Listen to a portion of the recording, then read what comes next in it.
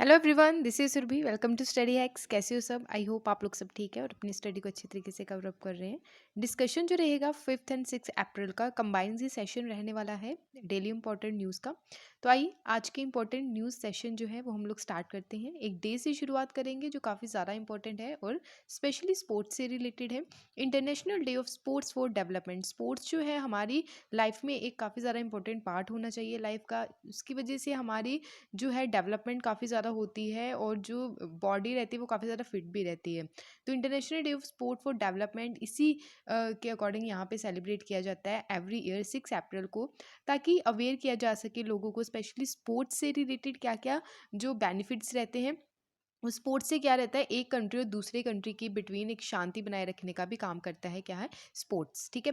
जैसे क्रिकेट की आप बात कर लीजिए, इंडिया और पाकिस्तान के बिटवीन क्रिकेट देखने को मिलता है। क्लियर? तो यहाँ पे जो है एक दूसरे के साथ मिलके कोऑर्डिनेट करके सारी चीज़ें यहाँ पे देखने को मिलती हैं। क्लियर है? तो ग्लोबल थीम जो है इसकी वो है securing a sustainable and peaceful future for all the contribution of sport. यानी कि एक पीसफुल फ्यूचर होना चाहिए, शांतिपूर्वक चीज़ें होनी चाहिए आने वाले टाइम में, ताकि हम स्पोर्ट्स में कंट्रीब्यूट करके ये सारी चीज़ें जो है इम्प्लीमेंट कर सके। तो आई होप आपको ये सारी चीज़ें क्लियर हुई होंगी। बढ़ते हैं नेक्स्ट आर्टिकल की ओर।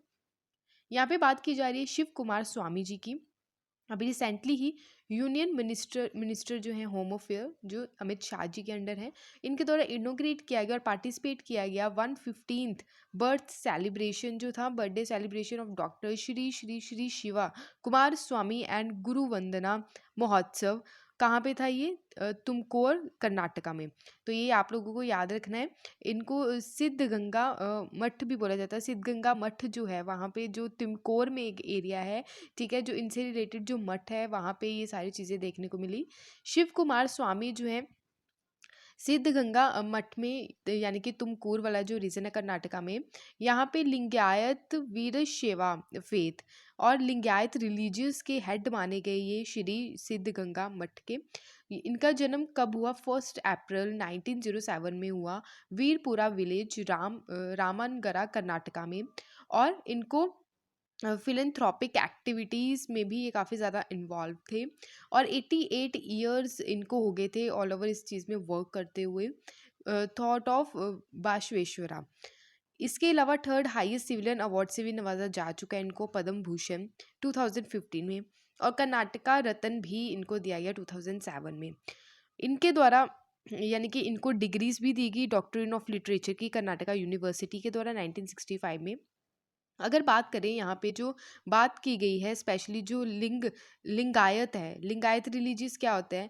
जिसके पास ये रहता है ना, जैसे मतलब एक शिवलिंग की फॉर्म में आप देख सकते हैं कि एक पर्टिकुलर इसमें पावर रहती है, एक मतलब पॉजिटिविटी काफ़ी ज़्यादा होती है, एक पावर होती है। तो जिनके पास ये रहता है, ठीक है, इनमें काफ़ी ज़्यादा स्पिरिचुअल पावर होती है। तो यहाँ पे जो है लिंगलायत रिलीजियस के नाम से जाना जाता है, स्पेशली ये भगवान शिव से रिलेटेड है। ये आप लोग ऐसे जान सकते हैं। ये जो फाउंड किया गया था इनके द्वारा श्री सिद्ध गंगा एजुकेशन सोसाइटी ट्रस्ट हुई, और ये यहाँ पे 125 एजुकेशन इंस्टीट्यूट्स कर्नाटका में ओपन किए गए, primary schools and school for जो ब्लाइंड है, स्पेशली जो देख नहीं पाते हैं बच्चे, उनके लिए भी यहाँ पे स्कूल एंड कॉलेजेस यहाँ पे ओपन किए गए। Art science commerce and engineering के लिए कॉलेजेस यहाँ पे ओपन किए गए इनके द्वारा। और इनको वॉकिंग गॉड भी बोला गया इनके फॉलोअर्स के द्वारा। इनकी डेथ 2019 में हुई। आखिर लिंगायत क्या होता है? टर्म जो है लिंगायत, मैंने आपको पहले बता दिया कि जिनके पास एक पर्सनल लिंगा रहता है। क्लियर? तो एक आइकॉनिक है गॉड शिवा जी का। यहाँ पे जो पिंडी बोल सकते हैं हम लोग, जैसे शिवलिंग रहते हैं, और ये बॉडी है यानी कि रिसीव करते हैं during the initial ceremony. Lingayat जो है उनके फॉलोअर्स यानी कि 20th सेंचुरी में देखने को मिले as a social reformer, philosopher, poet and Basaveshwara. Basaveshwara जो है वो अगेंस्ट थे कास्ट सिस्टम के एंड वैदिक रिचुअल्स जो थे उसके खिलाफ थे। लिंगायत जो एक स्ट्रिक्ट मोनोथीस्ट है, और ये यहाँ पे जो वर्शिप करते हैं यानी कि पूजा करते हैं एक ही गॉड की, जिनका नाम है लिंगा, यानी कि भगवान शिव की यहाँ पे पूजा की जाती है। यहाँ पे आप देख सकते हैं लिंगायत और विश्व सेवा में क्या डिफरेंस है। लिंगायत की अगर हम बात करें तो 12th सेंचुरी में एज ए सोशल रिफॉर्मर वैश्वशास जो सेक्ट है, यहाँ पे इनके द्वारा ये निकल के आया। और विश्वशाय का वीरा शिवाय का बात करें तो यहाँ पे जो शिवास लिंगम है, ठीक है, तो यहाँ पे फॉलोअर्स जो थे पंचपीठ तो उनके द्वारा ये सारी चीज़ें जो हैं यहाँ पे जो रिकॉग्नाइज की गई। शिवा जो है फॉर्मलेस एंटिटी है।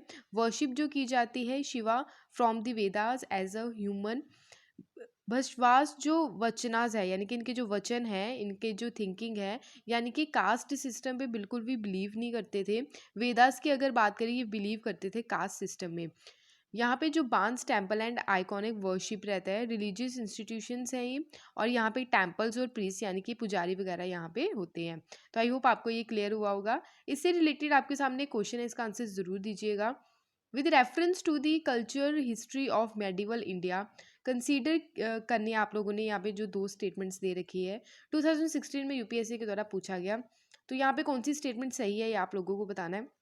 स्टेटमेंट फर्स्ट में बता रखा है, सिद्धार्थ यानी कि जो सितार्स थे, जो तमिलनाडु रीजन में रहते थे, वो एक मोनोथेस्टिक थे एंड कंडेम्ड आइडोलैट्री थे। अगर लिंगायत की बात करें, कन्नड़ रीजन में थे, और इनकी थ्योरी जो थी रीबर्थ और रिजेक्ट करते थे कास्ट हायरार्की जो थी उसको। तो दोनों में से कौन सी स्टेटमेंट जो है वो सही है, ये आप लोगों को बताना है। ऑप्शन ए है फर्स्ट ओनली, ऑप्शन बी है two only, option c both one and two, option d है नेदर वन नो टू। तो इसका आंसर कमेंट सेक्शन में ज़रूर दीजिएगा। तब तक हम लोग आगे के जो टॉपिक्स है वो डिस्कस कर लेते हैं। यहाँ पे बात की गई है ट्रांसफ़र ऑफ चंडीगढ़ के बारे में। अभी यहाँ पे एक मुद्दा निकल के आया, एक इशू निकल के आया है, जो चंडीगढ़ की असेंबली है, पंजाब की असेंबली है, कि जो चंडीगढ़ का जो पार्ट है, यानी कि 60:40 पे यहाँ पे वर्क किया जाता है, किसके द्वारा, पंजाब और हरियाणा के द्वारा। तो चंडीगढ़ जो है, बहुत सारा एरिया जो है, स्पेशली जो यहाँ पे 60:40 का कंट्रोल देखने को मिलता है। सेंट्रल गवर्नमेंट क्या कर रही है, एक मेजर स्टेप्स ले रही है। स्पेशली जो भाखड़ा बेस मैनेजमेंट बोर्ड है, वहाँ पर जो कंट्रोल है हरियाणा और चंडीगढ़ का है, उसका यहाँ पर जो कंट्रोल है यहाँ पे कम किया जा रहा है। ये फर्स्ट इशू तो ये निकल के आ रहा है। और जो सेकंड इशू क्या है, कि जो एडमिनिस्ट्रेटिव सर्विसेज होनी है यूनियन टेरिटरी के अंडर, वो यहाँ सेंट्रल गवर्नमेंट के अंडर ले ली है रिसेंटली। तो ये रिसेंटली की अभी बात देखने को मिल रही है, इसलिए काफ़ी ज़्यादा मुद्दा जो है ये गरमाया हुआ है। तो यहाँ पे हम लोग डिटेल में डिस्कस कर लेते हैं चीज़ों को। अगर मैं रीजंस की बात करूँ, तो यहाँ पे रीज़न जो है स्पेशली पॉलिटिकल इश्यूज निकल के आ रहे हैं।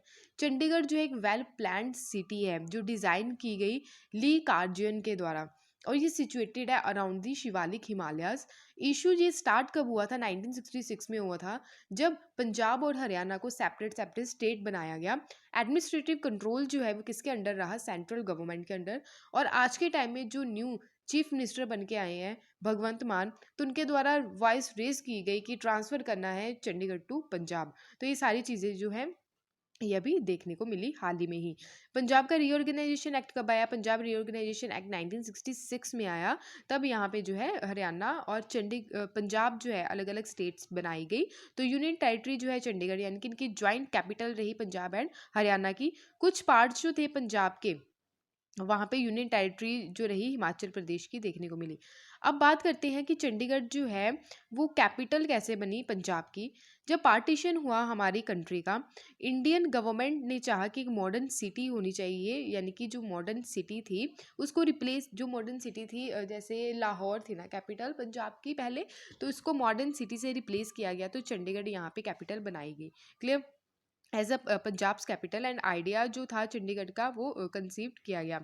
1966 में पंजाब एंड हरियाणा को एक सेपरेट स्टेट बनाया गया, और जो कुछ पार्ट किसके अंडर आया, हिमाचल प्रदेश के अंडर भी आया। अब हरियाणा जो है एक न्यू बॉर्न कंट्री बनी। चंडीगढ़ जो थी इसकी पंजाब की कैपिटल, यानी कि वहाँ पे पंजाब की कैपिटल जो है वो चंडीगढ़ ही रही। तो ड्यूरिंग रीऑर्गेनाइजेशन जो एक्ट आया 1966 का पंजाब में, तो सेंट्रल गवर्नमेंट ने अनाउंस किया कि हरियाणा जो है अपनी खुद की कैपिटल बनाएगा, ऐसा अनाउंस किया गया था। बट 1970 में सेंटर के द्वारा फिर से अनाउंस किया गया कि कैपिटल प्रोजेक्ट जो है एरिया का, Chandigarh should be whole go to the Punjab, की जो चंडीगढ़ का सारा पार्ट है वो किसके पास जाएगा, पंजाब के पास। फिर चंडीगढ़ जो है रिमेन यूनियन टेरिटरी बना। Haryana did not build up a capital of own, यानी कि फिर हरियाणा जो है अपनी कैपिटल नहीं बना पाया। तो according to capital of Punjab की बात करें, डेवलपमेंट एंड रेगुलेशन एक्ट 1952 लाया गया। प्रॉपर्टीज जो थी चंडीगढ़ डिवाइड की गई, यानी कि 60:40 यहाँ पे जो है कंट्रोल रहा, यानी कि 60 पंजाब का और 40 हरियाणा का। तो ये सारी जो है सबसे ज़्यादा जो फेवर में आया वो पंजाब के फेवर में आया। अब यूनियन टेरिटरी कैसे बनाई जाती है, या फिर कैसे एक एरिया से दूसरी न्यू टेरिटरी बनाई जाएगी। यूनियन टेरिटरी की अगर बात करें, ये गवर्न किसके द्वारा की जाती है, डायरेक्टली यूनियन के द्वारा, यानी कि डायरेक्टली सेंट्रल गवर्नमेंट के द्वारा। पार्ट यहाँ पे 8 की बात करें हमारे संविधान का, इसमें एडमिनिस्ट्रेशन जो है यूनियन टेरिटरी का, ये सारे प्रोविजंस रखे गए हैं। प्रेसिडेंट ऑफ इंडिया क्या करते हैं, अपॉइंट करते हैं एडमिनिस्ट्रेटर और lieutenant governor each union territory में, ताकि जो एडमिनिस्ट्रेटिव प्रैक्टिस है वो सही तरीके से चल सके। तो यूनियन टेरिटरी क्या करती है, फॉलो करती है सेंट्रल गवर्नमेंट्स की जो विल्स रहती है। अगर बात करें सेंट्रल जो यूनियन टेरिटरीज हैं, यहाँ पे यूनियन टेरिटरी ओरिजिनली कॉन्स्टिट्यूशन में इस चीज़ का मेंशन नहीं था, क्योंकि बाद में कॉन्स्टिट्यूशन अमेंडमेंट किया गया, 17th अमेंडमेंट एक्ट 1956 का किया गया। यहाँ पे डिफरेंसेस क्या देखने को मिले, गवर्निंग किया गया यूनियन टेरिटरी को फुली की फुली, यानी कि डिपेंड नहीं होगी, लेजिस्लेटिव स्पेशली असेंबली नहीं होती है, ठीक है। यहाँ पे कुछ एरिया जो है, कुछ यूनियन टेरिटरीज है, यहाँ पे आपको लेजिस्लेटिव असेंबलीज नहीं देखने को मिलती हैं। क्लियर। स्मॉलर वंस जैसे गवर्न किया जाता है डायरेक्टली बाय द सेंटर, यानी कि central Chandigarh, Daman and Diu, Dadra and Nagar Haveli. तो यहाँ पे डायरेक्ट किसका कंट्रोल है, सेंट्रल का कंट्रोल है। Puducherry, JNK and new Delhi जो है, यहाँ पे लेजिस्लेटिव असेंबली पाई जाती है। तो यहाँ पे जो है Delhi is all together different and status lie between union territory and a state. तो यहाँ पे जो है इनकी खुद की असेंबली है और ये पार्टिसिपेट भी करती हैं, यानी कि union territory, Delhi and Puducherry president के इलेक्शन में। तो ये भी आप लोगों ने याद रखना है, जो काफ़ी ज़्यादा इंपॉर्टेंट है। उसके अलावा अगर हम बात करें हमारे कॉन्स्टिट्यूशन का जो पार्ट फर्स्ट है, पार्ट फर्स्ट में जो है आर्टिकल 3 हमारे कॉन्स्टिट्यूशन का ये पावर देता है, कॉन्स्टिट्यूशनल पावर देता है कि न्यू स्टेट्स बनाई जाए, न्यू यूनियन टेरिटरीज बनाई जाए इंडिया में। तो ये सारी जो चीज़ें हैं पार्लियामेंट ऑफ इंडिया के द्वारा की जाती है। पार्लियामेंट जो है यहाँ पे अनाउंस करते हैं न्यू स्टेट्स को, यूनियन टेरिटरीज को। सेपरेट टेरिटरीज जो रहती हैं, स्पेशली एग्जिस्टिंग स्टेट्स है, वहाँ से न्यू स्टेट बनानी है, या फिर एक स्टेट को दूसरी स्टेट में मर्ज करना है, या यूनियन टेरिटरी को दूसरी यूनियन टेरिटरी में मर्ज करने, जैसे दादरा नगर हवेली दमन एंड दीव को मर्ज किया गया और एक यूनियन टेरिटरी बनाई गई। तो ये सारी पावर किसके पास है, पार्लियामेंट के पास है। अगर पंजाब की बात करें तो पंजाब यहाँ पे देखिए, पंजाब जो है यहाँ पे पाकिस्तान की इंटरनेशनल बाउंड्री टच करती है। कि स्टेट बाउंड्री की बात करें तो हिमाचल प्रदेश है, चंडीगढ़ है, हरियाणा है, राजस्थान है। और यहाँ से बात करें यूनियन टेरिटरी, तो यहाँ पे JNK जो यूनियन टेरिटरी है वो भी इसको टच करती है। तो आई होप आपको ये सारी चीज़ें क्लियर हुई होंगी। ये हमारी कंट्री का मैप है और यहाँ पे आप देख सकते हैं पंजाब। तो आई होप आपको ये सारी चीज़ें क्लियर हैं। अगर कोई भी डाउट होगा तो प्लीज़ अपने डाउट को कमेंट सेक्शन में ज़रूर शेयर कीजिएगा। नेक्स्ट यहाँ पे बात की जा रही है सेंट्रल ब्यूरो ऑफ इन्वेस्टिगेशन के बारे में, यानी कि CBI। तो अभी चीफ जस्टिस ऑफ इंडिया जो है, जिनका नाम है NV रमना, तो उनके द्वारा क्या बोला गया है कि जो सेंट्रल ब्यूरो ऑफ इन्वेस्टिगेशन है, ये अभी क्या दायरे में आ गई, जांच के दायरे में आ गई है, क्योंकि इनके जो कार्य जो इनके द्वारा काम किए गए हैं, क्लेम, तो वो क्या है, विश्वसनीयता है, यानी कि उनके काम के ऊपर सवाल खड़े कर दिए हैं। तो ये सारी चीज़ें जो हैं अभी देखने को मिली। तो हम CBI के बारे में डिटेल में डिस्कस करते हैं। CBI की फुल फॉर्म तो पहले आप लोगों ने याद रखनी है, सेंट्रल ब्यूरो ऑफ इन्वेस्टिगेशन इसको बोला जाता है। इंपॉर्टेंट बात ये है कि इसको इस्टेब्लिश कब किया गया, 1963 में इसको इस्टेब्लिश किया गया, एक रेजोल्यूशन पास किया गया मिनिस्ट्री ऑफ होम अफेयर के द्वारा। तो CBI जो है, एडमिनिस्ट्रेटिव कंट्रोल जो है CBI का, बाद में ये क्या कर दिया गया, ट्रांसफ़र कर दिया गया किसको, department of personnel and training, जो ministry of personnel public grievances and pension के बिटवीन आती है। CBI जो है, CBI का जो एडमिनिस्ट्रेटिव कंट्रोल है, ये आप लोगों ने याद रखना है, ठीक है। तो ये लाइन जो है फिर से रिपीट हो गई है, तो इसको प्लीज़ ध्यान में ना दीजिए। तो CBI जो है, CBI की पावर जो है इन्वेस्टिगेट करने की, यानी कि CBI अपनी पावर कहाँ से लेता है, वो है Delhi special police establishment act 1946 से लेता है। CBI की अपनी कोई पावर नहीं है। इस्टेब्लिशमेंट की अगर बात करें, CBI की रिकमेंडेशन किसके द्वारा दी गई थी, संथानाम कमेटी के द्वारा दी गई थी। तो कमेटीज़ जो है किससे रिलेटेड है, ये आपसे एग्जाम में पूछा जा सकता है। तो 1962 1964 में संथानाम कमेटी के द्वारा रिकमेंडेशंस दी गई, ताकि करप्शन को प्रिवेंट किया जा सके। इसके अलावा central vigilance commission and Lokpal जो है, ये यहाँ पे जो है और अदर जो असिस्टेंस प्रोवाइड करवाते हैं, यानी कि इनकी मदद करते हैं सीबीआई की। और नोडल पुलिस एजेंसी जो है हमारी इंडिया की है ये सीबीआई, तो ये क्या करती है, इंटरपोल का भी मेंबर है। तो आई होप आपको ये सारी चीज़ें क्लियर हुई होंगी। बढ़ते हैं नेक्स्ट आर्टिकल की ओर। यहाँ पे बात की जा रही है नेशनल मैरीटाइम डे के बारे में। अभी कल ही हम लोगों ने नेशनल मैरीटाइम डे सेलिब्रेट किया। डायरेक्टोरेट जनरल जो है शिपिंग के द्वारा सेलिब्रेट किया गया 59th नेशनल मैरीटाइम डे। यहाँ पे मर्चेंट नेवी वीक सेलिब्रेट भी किया गया। और इसकी जो थीम है ये आप लोगों को याद रखनी है, propelling Indian maritime to net zero. तो इस साल की ये थीम है। तो यूनियन मिनिस्टर जो है state for port shipping and waterway Shripad Naik, इनके द्वारा यहाँ पे एक ओकेजन पे यहाँ पे एड्रेस किया गया। तो यहाँ पे आप देख सकते हैं बहुत सारे अवार्ड्स भी यहाँ पे डिस्ट्रीब्यूट किए गए अलग अलग फील्ड में, जैसे कि Sagar Samman Varun award late captain Harry Subramaniam posthumously ये दिया गया। जैसे Sagar Samman award for gallantry ये captain Sushil Kumar Singh and crew of vessel great ship Ahalya को दिया गया। Sagar Samman award for best maritime training institute दिया गया है किसको, ये पुणे का जो पुणे में जो लोनावाला एरिया है, the great eastern institute of maritime studies उसको दिया गया। तो ये आप लोगों को याद नहीं रखनी है वैसे, ठीक है। तो इम्पॉर्टेंट जो है वो आप देख लीजिएगा, जैसे ट्रेनिंग इंस्टीट्यूट जो है बेस्ट वो किसको दिया गया। तो maritime international national maritime day जो है हम 5 अप्रैल को सेलिब्रेट करते हैं। नेक्स्ट यहाँ पे बात की गई है काफ़ी इम्पॉर्टेंट, और यहाँ पे नरेंद्र मोदी जी के द्वारा भी, हमारे जो honourable prime minister of India उनके द्वारा भी नेशनल मैरीटाइम के उपलक्ष्य पे यहाँ पे सबको जो है एड्रेस किया गया। क्लियर। तो आई होप आपको ये सारी चीज़ें क्लियर हुई होंगी। इंपॉर्टेंट ये भी है ग्रैमी अवार्ड्स। ग्रैमी अवार्ड्स काफ़ी ज़्यादा न्यूज़ में है, क्योंकि हमारी कंट्री की पर्सनैलिटी जो है जिनका नाम है फाल्गुनी शाह। तो फाल्गुनी शाह जो हैं उनको बेस्ट चिल्ड्रन म्यूज़िक एल्बम की कैटेगरी में ग्रैमी अवार्ड से नवाजा गया है। तो हमारे प्राइम मिनिस्टर ऑफ इंडिया के द्वारा भी यहाँ पे कंग्रेचुलेशंस बोला गया। क्लियर। तो यहाँ पे आप देख सकते हैं फाल्गुनी शाह जिनको अभी बेस्ट चिल्ड्रंस जो एल्बम है उसके रिलेटेड अवार्ड मिला है, ग्रैमी अवार्ड। ग्रैमी अवार्ड आखिर कौन सी फील्ड में दिया जाता है, ये म्यूज़िक की फील्ड में दिया जाता है। तो इस साल का जो ग्रैमी अवार्ड है 64th एनुअल ग्रैमी अवार्ड दिया गया। और first time MGM grand garden arena जो USA में है ये होस्ट किया गया। रिकॉग्नाइज किया जाता है यहाँ पे सिंगर्स को म्यूजिक की फील्ड में। क्लियर। और सितंबर 1 2020 से लेकर सितंबर 30 2021 तक ये जो चीज़ें हैं रिकॉग्नाइज की गई हैं। जॉन बैटिस्टी के द्वारा मोस्ट नॉमिनेशन यहाँ पे रिसीव किया गया, उनके द्वारा मोस्ट अवार्ड्स भी जीते गए विद 5। ग्रैमी अवार्ड जो हैं अवार्ड प्रेजेंट किसके द्वारा किए जाते हैं, रिकॉर्डिंग अकेडमी के द्वारा ये प्रेजेंट किए जाते हैं, जो रिकॉग्नाइज करते हैं जो म्यूज़िक इंडस्ट्री में जिनके द्वारा अचीवमेंट्स की गई हैं। तो फर्स्ट ग्रैमी अवार्ड्स सेरेमनी जो थी 4 मई 1959 में हुई, first award ceremony. And honour किया गया एंड रिस्पेक्ट की गई specially musical accomplishment of performance for the year 1958। Clear है।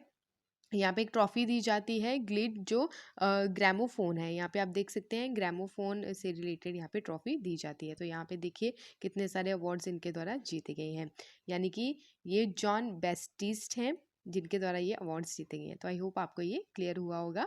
बढ़ते हैं नेक्स्ट आर्टिकल की ओर। उससे पहले हम देख लेते हैं ये टोटल पूरी लिस्ट है जिन जिनको अवार्ड्स मिले हैं, ये आप देख लीजिएगा। पर इंडियन भी आप लोगों ने याद रखने हैं कि फाल्गुनी जो है उनको ये मिला है अवार्ड, और कौन सी कैटेगरी में मिला है, वो बेस्ट चिल्ड्रन म्यूजिक एल्बम की कैटेगरी में मिला है। क्लियर। तो आई होप आपको ये क्लियर हुआ होगा। तो ये मैंने आपको प्रोवाइड करवा दी, इसको प्लीज़ देख लीजिएगा। नेक्स्ट यहाँ पे बात की जा रही है नेक्स्ट आर्मी चीफ के बारे में। Vice chief lieutenant general Manoj Pandey यहाँ पे न्यू आर्मी चीफ बनने जा रहे हैं। तो जनरल जो MM रनावणे हैं तो यहाँ पे रिप्लेस होंगे, और न्यू आर्मी चीफ यहाँ पे देखने को मिलेंगे जिनका नाम है lieutenant general Manoj Pandey. Clear. तो इसी मंथ के एंड में ये अपनी जो है जो पोजीशन है वो संभालेंगे। तो ये आप लोगों ने याद रखना है, जो डायरेक्ट आपको एग्जाम में देखने को मिल सकता है। आपसे एक क्वेश्चन है कि इंडियन नेवी के चीफ कौन है और एयरफोर्स चीफ कौन है, ये आप लोग बताइएगा, जो काफ़ी ज़्यादा इंपॉर्टेंट है। तो ये थे आज के important current affairs. I hope आपको ये सारी चीज़ें क्लियर हुई होंगी। अगर कोई भी डाउट होगा तो प्लीज़ अपने डाउट को कमेंट सेक्शन में ज़रूर लिखिएगा। PDF के लिए आप टेलीग्राम ज्वाइन कर सकते हैं, इंस्टाग्राम पे भी आप फॉलो कर सकते हैं। अगर वीडियो पसंद आए तो प्लीज़ लाइक शेयर सब्सक्राइब ज़रूर कीजिएगा। Thank you for watching my video. जय हिंद।